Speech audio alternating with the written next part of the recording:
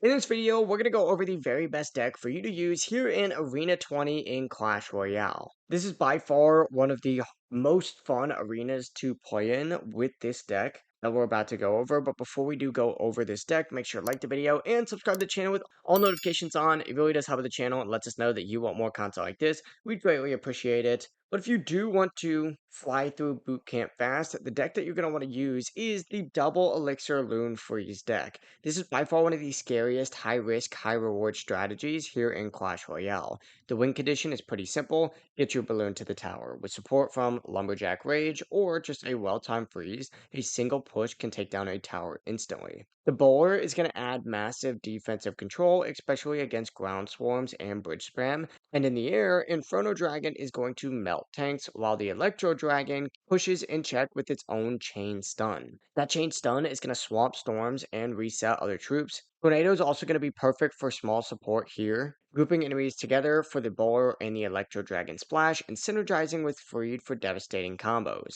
Barbarian Barrel gives you a cheap cycle tool plus a mini tank for defense and chip. The main weakness is just the fact that this deck is very legendary heavy, so the free to play score is low, but in double elixir, the synergy is unmatched. Attack pressure and godly defense, as well as versatile counterplay, is unmatched. If you could survive single elixir and build up to that deadly freeze push, Arena 20 turns into your playground with this deck. If you do have any questions, ask us down below, and make sure to like the video and subscribe to the channel with all notifications on. It really does help the channel and lets us know that you want more content like this. We greatly appreciate it.